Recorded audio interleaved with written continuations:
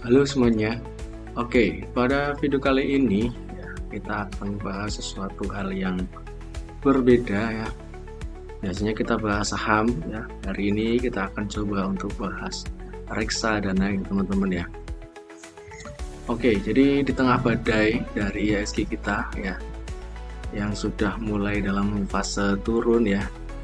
Nah, biasanya menunggu harga balik atau kondisi membaik, para trader memanfaatkan strategi wait and see, atau mungkin mereka bisa pegang cash ya, dan yang ketiga mungkin mereka akan melakukan diversifikasi. Nah, jadi pada video kali ini saya akan coba untuk membagikan kepada teman-teman semua salah satu diversifikasi yang ada di pasar modal.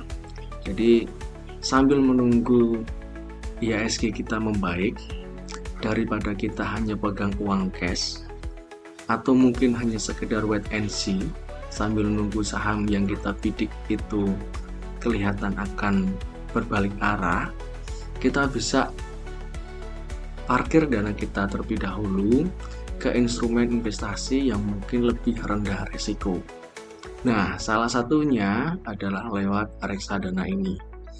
Jadi buat teman-teman yang pakai Mirai Asset, silakan bisa buka aplikasi Navinya, bisa download terlebih dahulu di Play Store teman-teman sendiri, atau yang pakai laptop ataupun komputer bisa ketik di browsernya navi.miraiasset.co.id.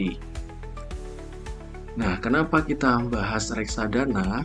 Ya, karena ketika saya lihat dari data ya, ini saya ambil data dari KSE teman-teman, atau Kustodian Sentral Efek Indonesia, tentang statistik pasar modal Indonesia. Jadi ini data per Juni 2024. Jadi ketika kita lihat di sini teman-teman, jadi dari data investor yang ada di pasar modal itu ternyata tiap tahun mengalami pertumbuhan ya. Jadi dari tahun 2021 sampai tahun 2024 itu hampir rata-rata tiap tahun mengalami pertumbuhan. Dan fokus kita adalah ternyata sebagian besar investor yang ada di pasar modal kita itu masuk ke reksadana teman-teman ya. Jadi teman-teman bisa cek di tabel yang ada di sini nih yang warnanya orange ya. Jadi ini data investor pasar modal yang warnanya merah hati ya.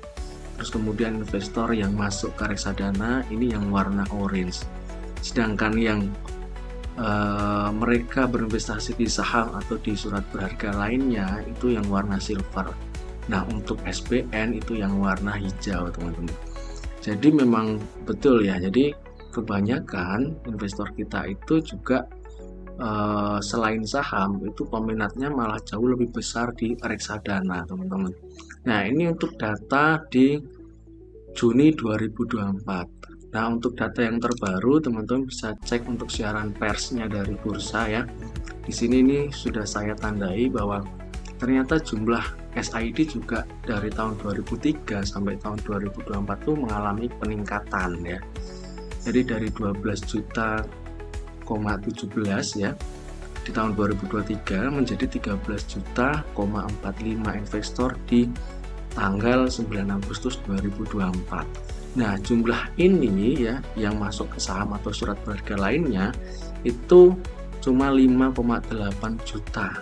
Sedangkan reksadana sendiri itu sudah 12,6 juta. Gitu ya. Jadi reksadana ini penting untuk teman-teman bisa mendiversifikasi aset kita. Jadi tidak hanya masuk semua full di saham, teman-teman ya. Nah, lalu kita langsung aja sekaligus nanti saya akan mereview ya dari pembelian reksadana kita ya yang ada di Navi. Oke, teman-teman kita cek di sini.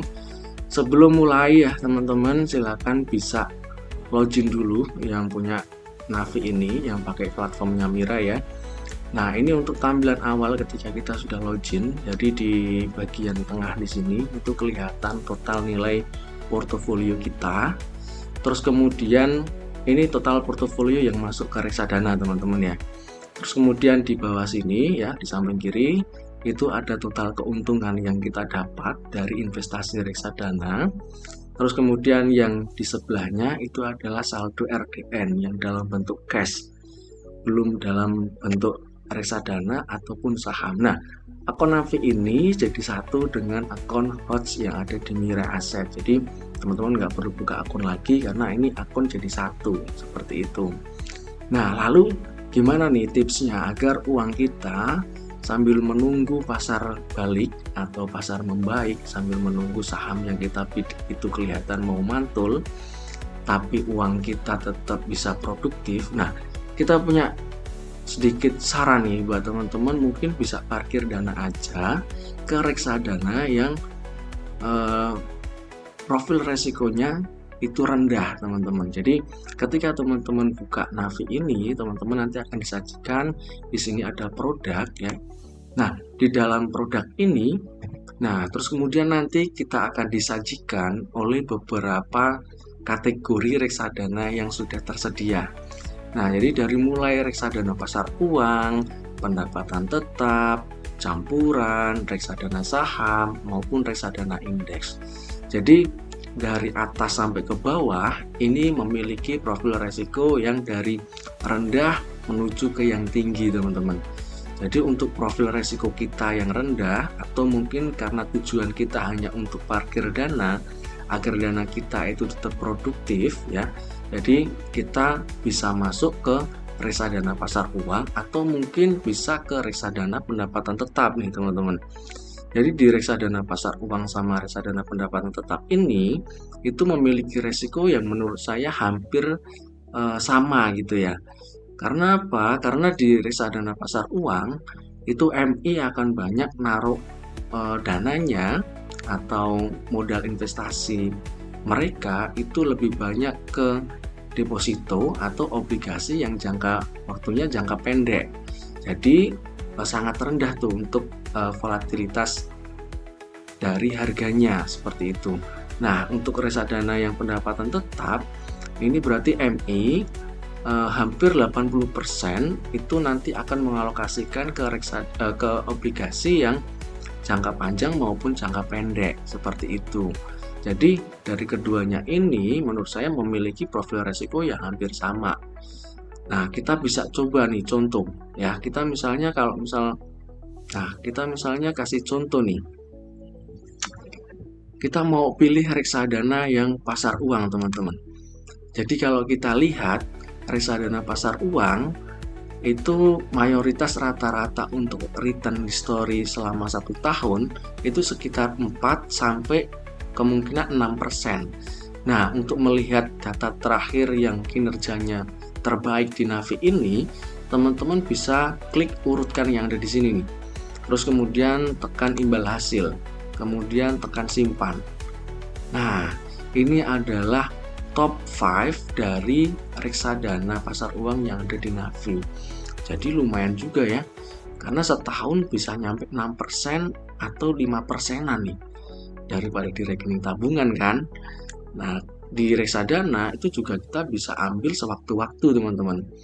Nah, jadi sambil menunggu harga sahamnya itu membaik atau marketnya membaik, mungkin kita bisa alokasikan dana kita ke sini dulu nih. Nah, sekaligus nih teman-teman, saya ingin mereview dari perdagangan saya atau investasi saya ya selama kemarin saya masuk itu sekitar bulan Agustus, teman-teman. Kita akan coba teman-teman ya, kita lihat historinya. Jadi ini mereview aja. Kemarin saya itu melakukan transaksi untuk pembelian reksadana ini per bulan Agustus.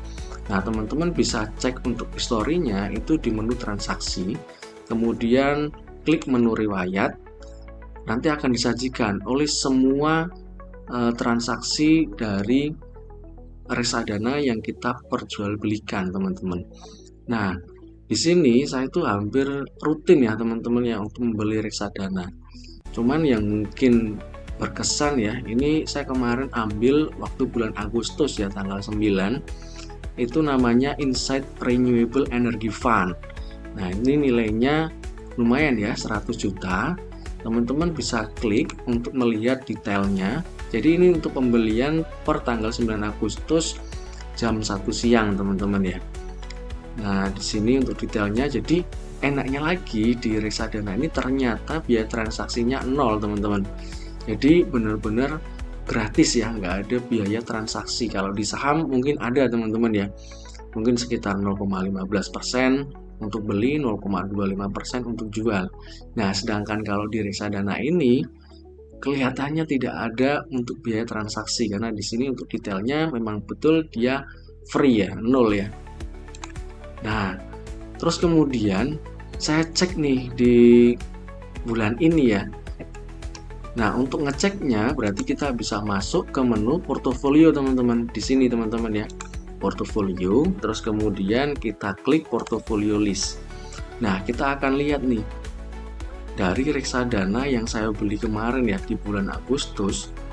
Nah, untuk di bulan ini Insight Renewable Energy Fund yang saya beli teman-teman, ini detailnya investasi awal 100 juta, terus kemudian nilai investasi sekarang itu nilainya sekitar 100 juta, 101 juta 101 juta 27.991 teman-teman. Jadi sudah ada kenaikan return sekitar 1%-an ya.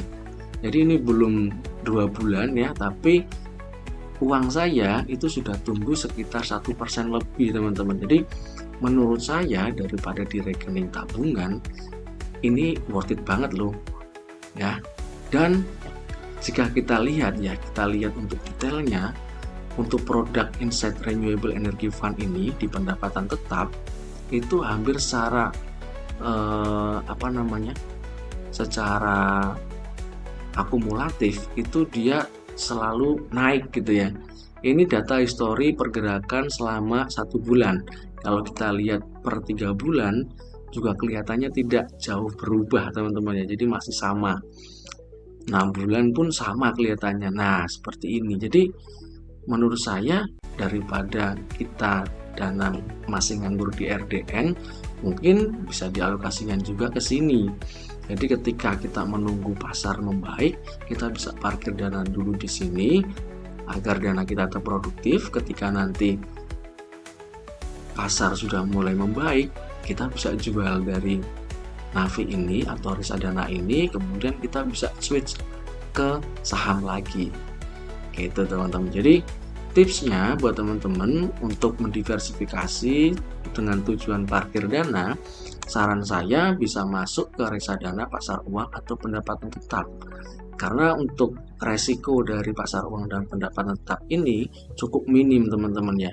Jadi ketika kita ngehold reksadana yang ada di sini, mungkin sekitar 1 bulan atau 2 bulan itu tidak akan terlalu punya resiko terhadap volatilitas harga tadi. Jadi sewaktu-waktu kita mau ambil itu pasti rata-rata akan tumbuh gitu teman-teman ya. Ya walaupun tidak ada yang pasti, cuman rata-rata selalu tumbuh gitu teman-teman ya. Nah, itu mungkin sedikit tips yang mungkin saya bisa share ke teman-teman sambil menunggu market kita membaik. Demikian video kali ini, terima kasih, sampai jumpa di video kita selanjutnya.